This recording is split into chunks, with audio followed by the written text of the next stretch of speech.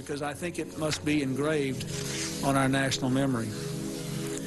Thousands of government-sponsored experiments did take place at hospitals, universities, and military bases around our nation. The goal was to understand the effects of radiation exposure on the human body. While most of the tests were ethical by any standards, some were unethical, not only by today's standards, but by the standards of the time in which they were conducted. They failed both the test of our national values and the test of humanity. Informed consent means your doctor tells you the risk of the treatment you are about to undergo. In too many cases, informed consent was withheld. Americans were kept in the dark about the effects of what was being done to them. The deception extended beyond the test subjects themselves to encompass their families and the American people as a whole. For these experiments were kept secret, and they were shrouded not for a compelling reason of national security, but for the simple fear of embarrassment, and that was wrong. So today, on behalf of another generation of American leaders and another generation of American citizens, the United States of America offers a sincere apology to those of our citizens who were subjected to these experiments, to their families, and to their communities. When the government does wrong, we have a moral responsibility to admit it. The duty we owe to one another to tell the truth and to protect our fellow citizens from excesses like these is one we can never walk away from. Our government failed in that duty, and it offers an apology to the survivors and their families, and to all the American people who must be able to rely upon the United States to keep its word, to tell the truth, and to do the right thing. Hey, what's up guys? Tyler here with Secureteam. A bombshell list of videos and film footage have recently been declassified by the US government, showing some of the most secretive nuclear tests that were conducted from the mid-1940s until their official end in 1962. According to a great new article from TheVerge.com, the United States conducted over 200 nuclear tests high in the atmosphere in order to learn about the power of nuclear weapons. These were very secretive and terrifying tests, and they were filmed from every possible angle and distance. There's an estimated 10,000 of these films that are believed to be in existence and stored in high security vaults scattered throughout our country. However, now for the first time, around 4,200 of these films have been scanned and around 750 have been declassified by the US government. These short clips that you're watching here are a part of around 60 of these films that have actually just been released to YouTube. Compliments of a man named Greg Springs, who is a weapon physicist and who operates something called the Lawrence Liverpool National Laboratory, or LLNL. And so he has taken these recent declassified pieces of film footage and posted them online for us to see. And I'll put the link to this playlist down in the video description. But as you're seeing in these quite terrifying images here, and for those of you who maybe don't know much about it, in a nutshell, back between the 1940s and the 1960s, the government conducted hundreds of these secret tests where they would literally send nuclear bombs up into our atmosphere where they would then be detonated. And they did this under the guise of testing the effects of high-altitude nuclear blasts, which even to this day, we don't know much about.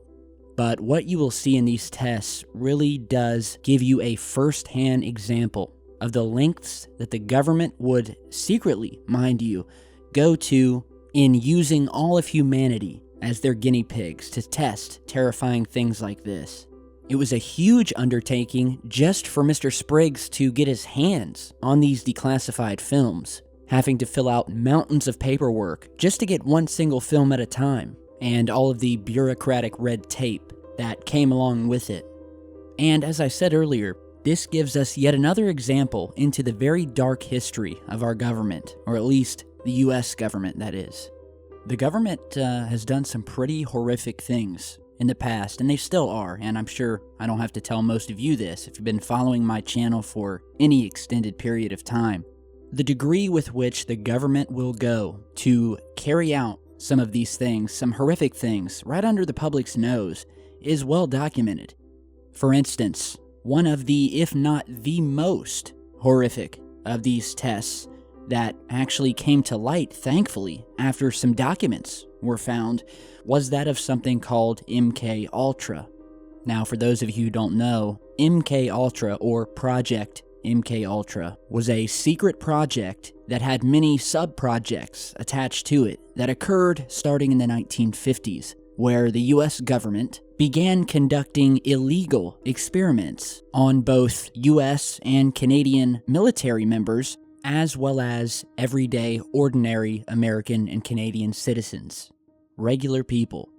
And in many cases, these people were abducted off of the street and were then subjected to a list of different experiments, which included injecting them with drugs, sensory deprivation, torture, and really just a host of devious methods through which they were attempting to develop various mind control capabilities. The program specifically focused on breaking down and controlling the mind, and they would do this by using drugs such as LSD, hypnosis, as well as sexual abuse. Many of these experiments were done in secret without the consent of the people that they abducted, and many of the victims today still suffer with psychological problems, amnesia, brain damage, and even death.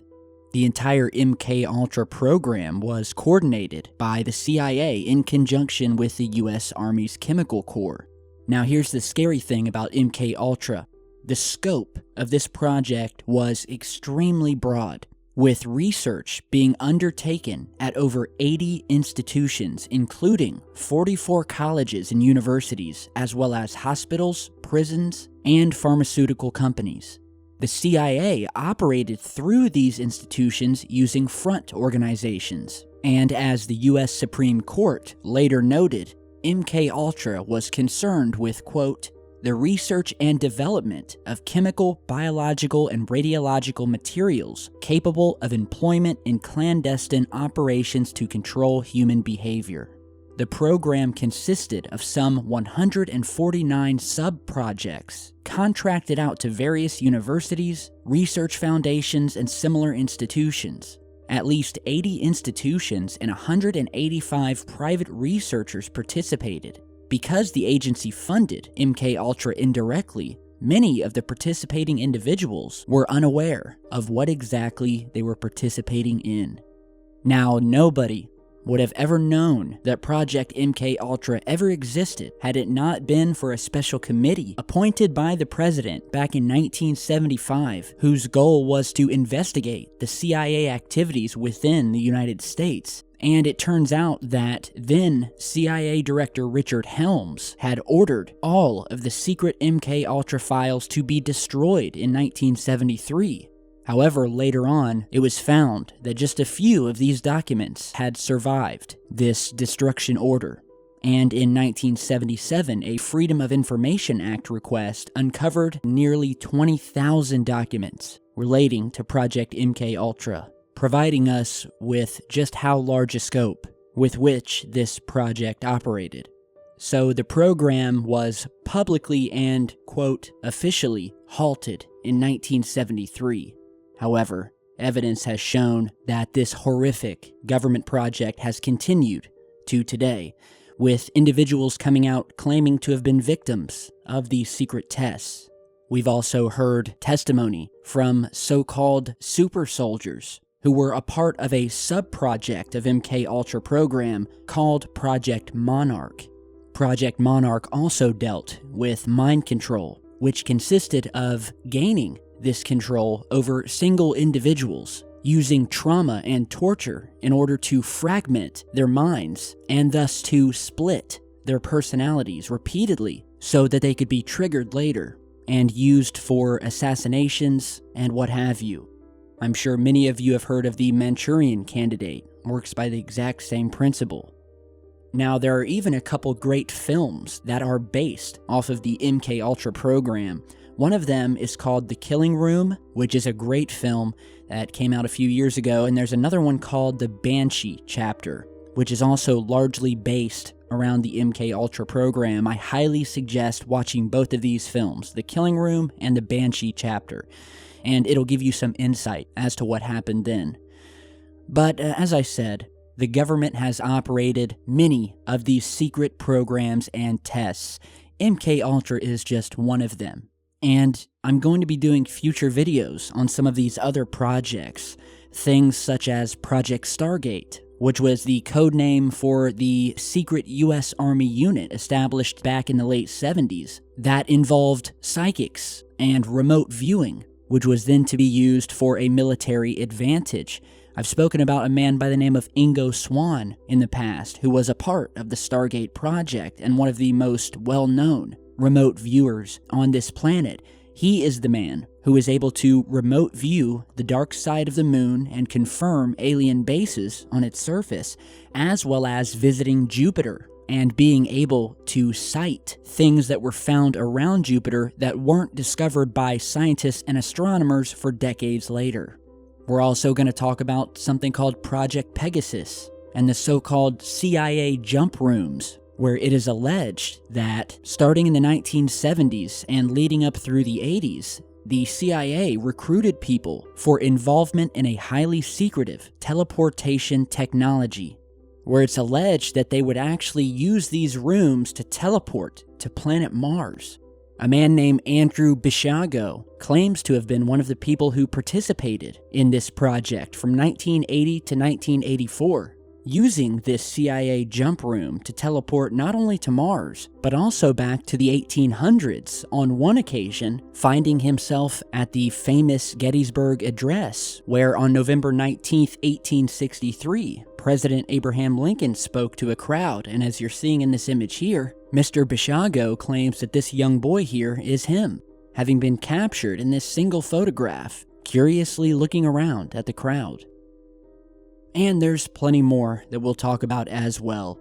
So, again, be sure to head over to this playlist of secret nuclear tests. They really are mind-blowing, literally, and terrifying at the same time.